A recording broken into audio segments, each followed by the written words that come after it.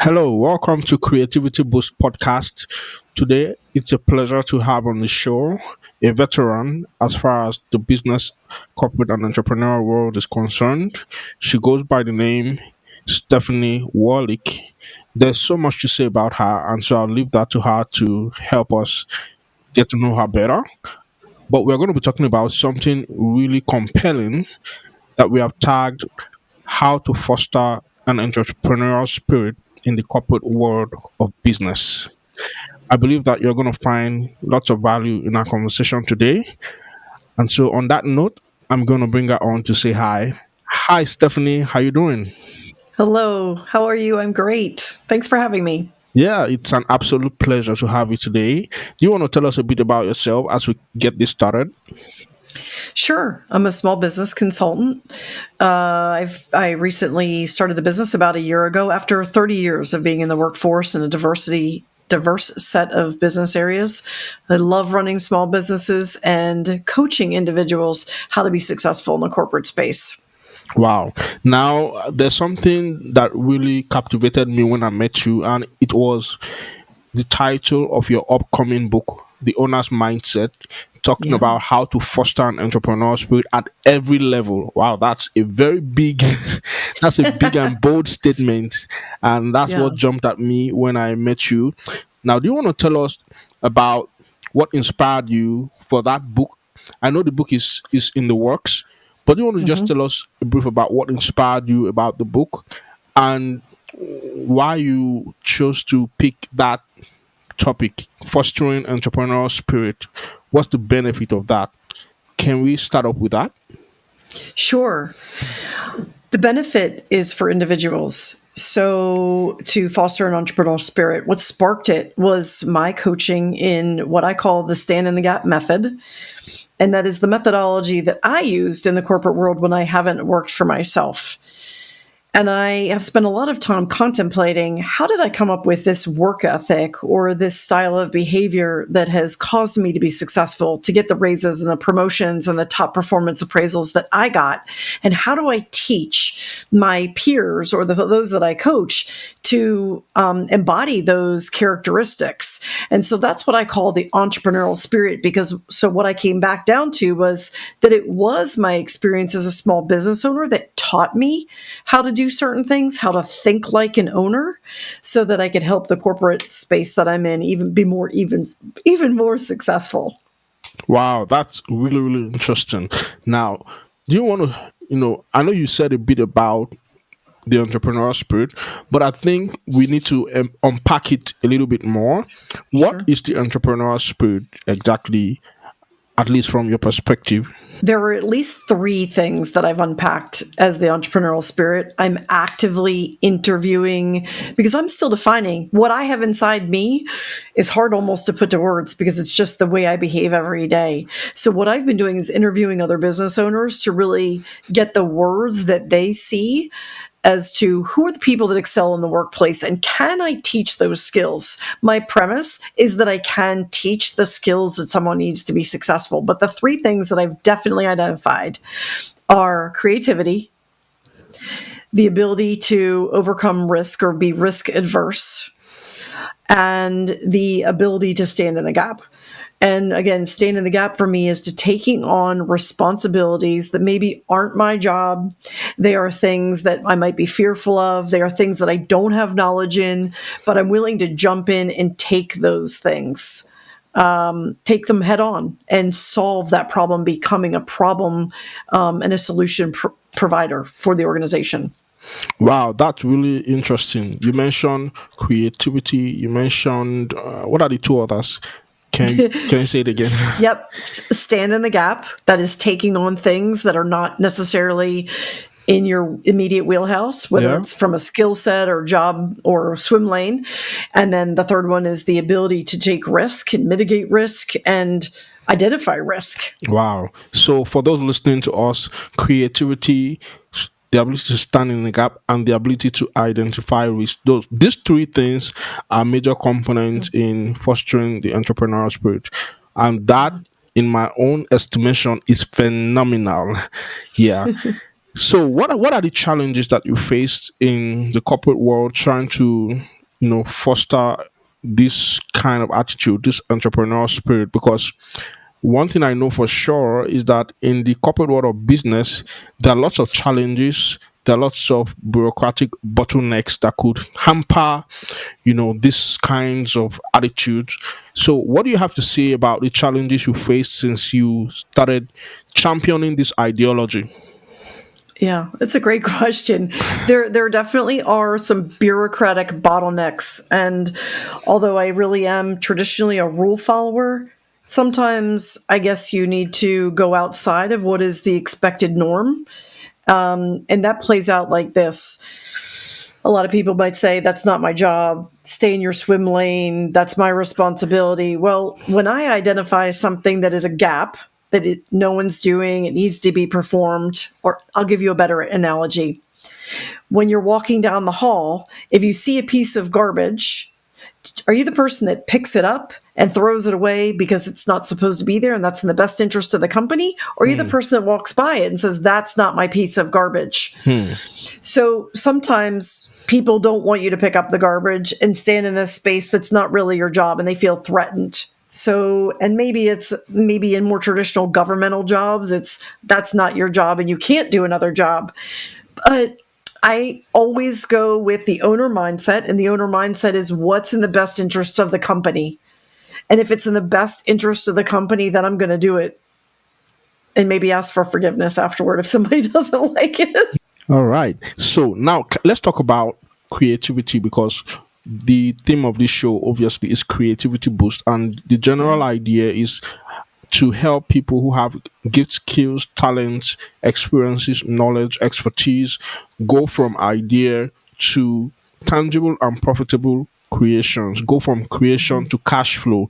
And it doesn't matter if this is in the corporate world of business. We need more creativity in the business world, in the corporate world, in corporate America, or in corporate North America.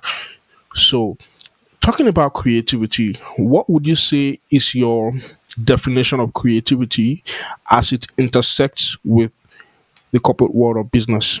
Creativity is the ability, in my mind, to think outside of the box. And when we talk about the corporate world, it's not just one way to solve a problem, but it's actively collaborating, it's thinking about, it's maybe taking mind maps and drawing it out and really just brainstorming. I have found that I am more creative when I meditate and I actually breathe and give myself space. When I work more, I'm less creative. So I think that's really important for folks to consider. And no idea is a bad idea. It Hmm. really is worth, and that I think folks keep their ideas in their head because they're like, oh, somebody will think that's stupid, or maybe I shouldn't do that, or that's going to be too hard. And I just go for it. And I think all creative ideas need to be kind of put out there into the space and see where they go. Wow. Okay, now that you've said that, I want us to take another step into the domain of leadership, because that's something I also understand that you are passionate about. So, in the realm of leadership, what do you think people who are leaders need to do more in order to foster an entrepreneurial spirit in their organizations, in their domain where they lead, to make the place better? What would be your response to Yeah. that? Yeah. Well, I think the first thing is to teach people. There's nowhere in any of our education, in our high school, bachelor's degrees, those kinds of degrees, perhaps masters. I never got a master's, so I don't know.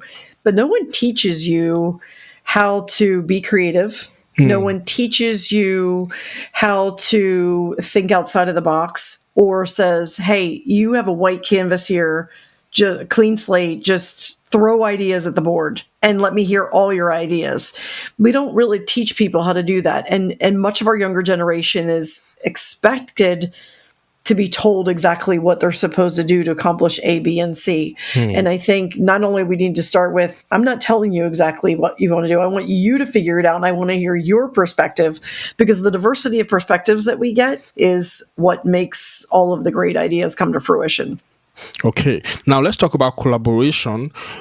and innovation across teams, what would you say is the impact of collaboration among teams?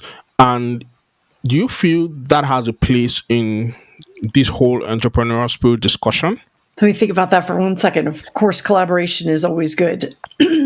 I do believe that the collaboration of teams and continuing to garner ideas and thoughts from other teams does help add to the diversity of perspectives, because each one of us comes to, there's that example, it's such a great one, where a consultant might show a number 9.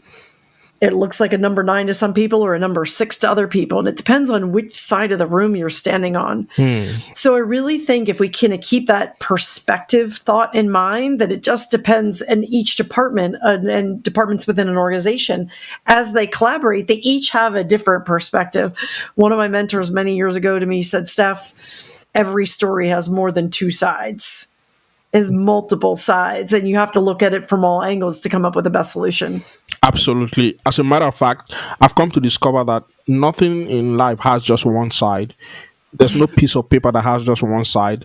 There's no Right. coin that has just one side. There's nothing that has just one side. It either has at least two sides or it has more sides. So whenever you're looking Sure. at things from one side, just know that you are sidetracked. Now, having said that, let's talk about team building, like building teams to create an entrepreneurial culture.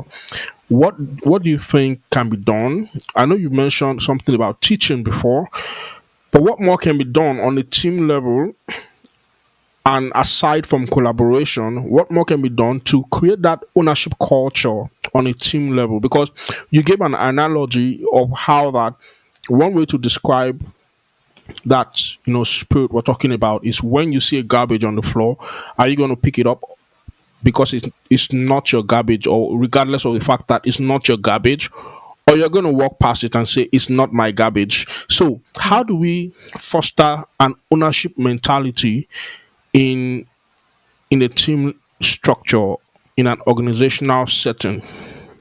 Yeah, that's such a great question. I think that it comes down to giving people the authority and letting them know that they not only have a responsibility to do what's in the best interest of a company, but that they have the authority to do it and that you have their back. So the term "stand in the gap" came from my boss, where I would say to her, such and such needs to be done, and it's impacting my work performance because no one is doing it. Can I just take that on and do it? And she said to me, if you're willing to stand in the gap, I've got your back all day long. And all I needed to know was that I wasn't going to get in trouble for doing it, and I would take on the extra work because it made my life easier.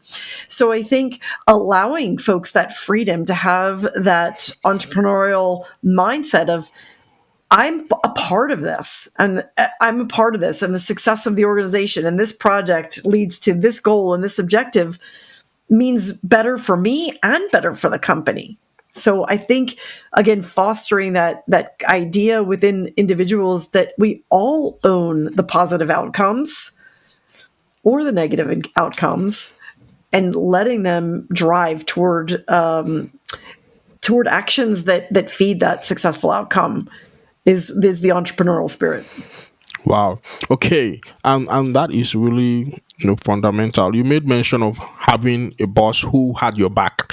So Hmm. that's some leadership there. That's some environmental, enhancement there that made it possible for you to go all out. So what would you recommend for someone who doesn't have that kind of boss that you had, someone whose boss doesn't necessarily have his or her back in her entrepreneurial endeavors to, make to do the things that she feels needs to be done within the context of that organization? Because I've seen people who do things to make the company better, but those things do not add to their KPIs, and those things are not rewarded because those things are not within the scope of the person's jurisdictions per se. So they only judge the person's performance based on what was expected. So even when the person goes over and above trying to get other things working, it could not be, it could just fall flat, it could go unrewarded or unrecognized or uncompensated, right? We've Yeah. seen situations when someone displayed entrepreneurial spirit, displayed creativity out of the boundaries of his job definition Yeah. and responsibilities in a way that saved some money for the company or made some money for the Right. company and doesn't get compensated for that effort because it was not necessarily his job, or according to the Yeah. books they don't have any way to fit that expense in, right? I don't know if you get what I'm Yeah. trying to say, but I do. so I do. I got it. what would you say to that Yeah. kind of person or in that kind of situation? Yeah, well, we talked just you just described two different scenarios, right? Yeah. So let's talk about the one where they perform an activity that really doesn't benefit the KPIs and it isn't part of the goals of the organization. So I might say, I used to come in I'm making this up because I didn't, but it's a great idea. I came in every Monday and I brought in a beautiful bouquet of flowers for a bunch of the desks. So it just made the environment happier and everybody loved it and it smelled nice and well, I'm not getting rewarded for that. Even though it had a positive impact on the organization, Hmm. it it didn't do anything overall. So I could see that my boss wouldn't recognize that. Hmm. However, if you take the other side of that and you have a boss and you are doing things that are looking out for the organization, that are bettering the organization, they're saving money, saving time, being more efficient, enhancing the culture, and they don't have your back, get a new job. That's actually what I would say because you cannot squash, a leader cannot squash an entrepreneurial spirit or someone that is a go getter, that's a high achiever. As soon as that person feels that they are not adding value and they're not being, usually high achievers don't need outward, they love money and bonuses and things like that, but usually high achievers get their motivation from internal, Hmm. and as soon as that's squashed, that's some serious damage to that person, and I recommend they look for a place where they can continue to grow as an individual. Hmm. So how about the second scenario that I painted where the person doesn't get rewarded or compensated for, you know, bringing in some good money to the company? Well, that to me is part of that second scenario that I described. If they're not getting compensated, they're not getting any benefit and value for the continued help that they give for the organization and there's no recognition, then they should look for somewhere where they get recognized, Oh. unless they don't need it. Again, often high achievers don't look for money or bonuses, but the pat on the back or the great job in the meeting is all they need. Often for me, achieving, yes, again, money is great. I had kids to put through college, but I am very competitive. So when I complete a project successfully, that's considered like a win to me. And it's equivalent to me playing sports when I was younger. And I feel really good about that. I don't need a lot extra. So each individual is different what they need. But if there's no recognition at all and they're not feeling good about it, and they're not feeling like they're committed, not committed, if they're not supporting the mission, then I think that they should look for a job that really brings them the fulfillment that they need. Okay, yeah. Thank you for recapping that. Because for me, I feel there are lots of people who get their motivation from, something that has a cash value, right? Mm, Because at the end of the day, if the person is in a job and gets a paycheck, it means the person cares about getting paid. In as much as the person has a heart for just making things work, right? So because I understand, your perspective, and I feel like there are lots of corporations, there are lots of structures and leadership systems that take advantage of that, and because they know that there are people who will just make do with a pat on the back, they just give a pat on the back when they could do more, when they should be compensating, when they should be rewarding, when they should be shouting on the mountaintops and giving that person the promotion, or whatever the person needs to go to the next level. So that for me is something that I've observed, and I think the way you responded to that also makes perfect sense. And that brings me to my next question, because I've come to understand that fostering entrepreneurial spirit in the corporate world of business has to be put in context, because there's the way a startup company runs or a small company runs, and there's the way a large corporation runs. I've come to observe over the years that startup companies are more inclined to stirring up that entrepreneurial spirit in people, because in startup companies you wear many hats, but in larger corporations it's kind of, set up in a way that even if you had the entrepreneurial spirit, you would your fire will be quenched, let me put it that way, because of the bottlenecks, the bureaucratic systems, and just the way things are set up, right? So are there lessons that you feel can be implemented in the larger corporations that we could steal from the smaller businesses? Yeah, I think so. So I was in a large corporation, a couple large corporations after my own small business and before this. And I think the way I did that was still in a stand in the gap capacity. The director said, we need to do blank. And I know his hair is on fire and he's got a lot going on. I said, hey, I can take that off your plate. Hmm. I Someone told me yesterday that you have to be a visionary to kind of see these openings and these gaps that are available to you. I see them very clearly, but I just suggested the folks keep their ears open, their keep listening and keep their eyes open to I want, we should have. Any words like that are also great words to hear from a sales perspective about organic growth for a customer. It's listening to a need. And if someone has a need and you can solve that problem and become the solution provider, you can have that entrepreneurial spirit. That's what an entrepreneur is. They see a problem and a need and they fulfill it by a new service that's better, faster, less expensive, whatever the case may be. So it could be organizing a lunch and learn. It could be taking care of the company picnic. It could be stepping in and taking additional responsibilities when someone goes on maternity leave or is out sick.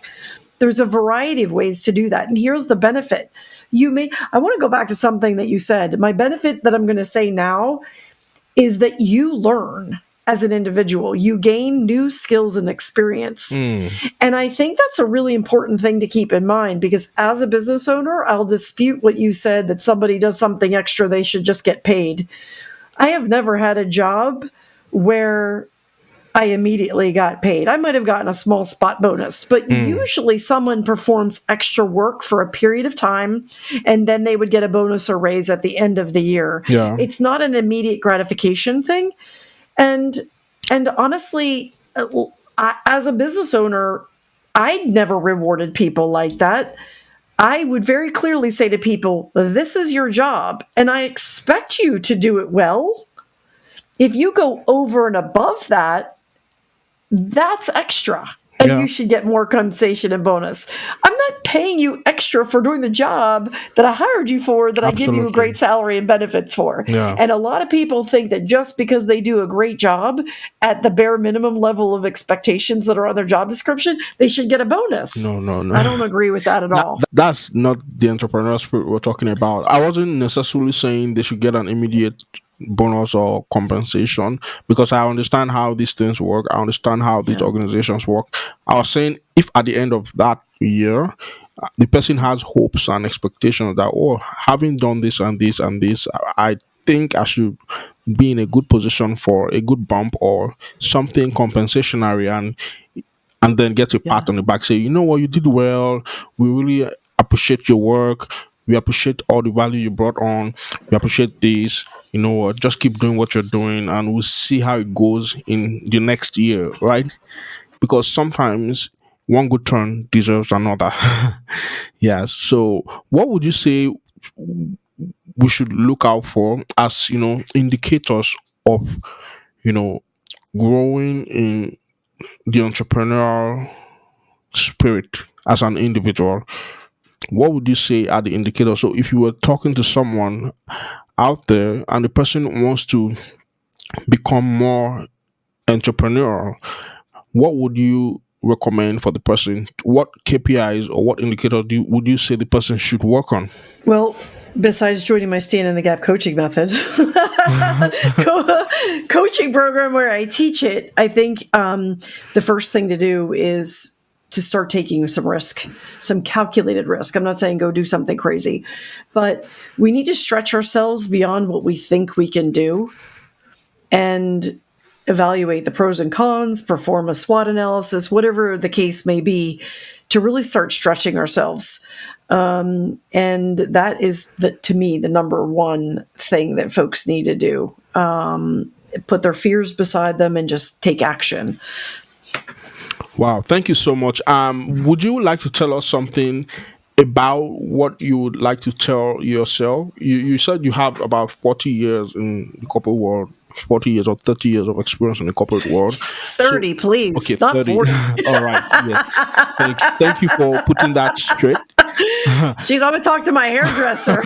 Yeah. Thank you for putting that record straight. Now, having established that, what would you say to your younger self about becoming the person that you have become now?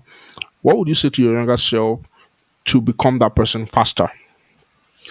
Yeah, such a great question. I've been asked this a lot recently, and it definitely comes back to taking risks again.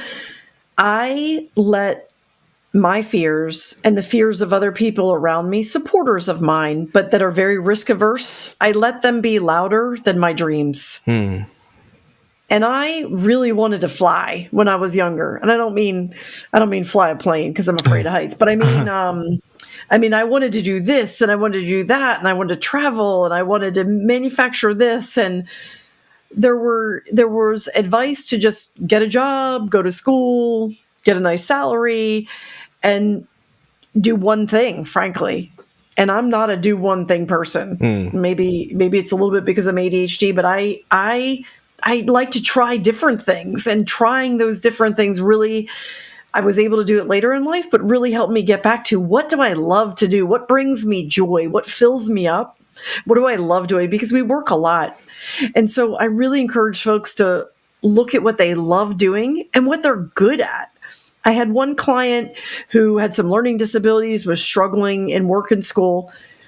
And I said, "What are you great at?" And he said, "I'm great at organizing things." And I said, "Well, have you thought about becoming a professional organizer and getting your certification in that area? If that's what you're good at, you should find a job in that area because that's when you're going to feel the best about your work." Yeah. He ended up getting a job as a warehouse manager and it suited him perfectly. Wow. So focusing on your skills and abilities and your interests is always going to be the fastest path to a fulfillment in the workforce. Wow. You really put it so elegantly well, and I want to say thank you. I believe that's a great place to bring our conversation to a close, and I want to say thank you for all the wonderful insight. Thank you for all the powerful nuggets that you've dropped so far. I believe that those listening to us on the other side have been just sitting on the edge of your seat trying to receive all the bullets you released. So I want to say thank you for that. And to you on the other side, I believe that you've received lots of value from this conversation on how to foster entrepreneurial spirit in the corporate world of business. And definitely we did actually go outside that theme to touch on other areas that we felt would be beneficial to you. So definitely share this with your friends, your family, your coworkers, your loved ones, so that they can learn how to be better persons and so that we can have a better place that fosters entrepreneurial spirit, creativity, risk taking, and all the other things that goes along with it. So thank you for listening to this. I'll see you on the next episode. Till then, have a good one and bye bye. Thank you. Bye.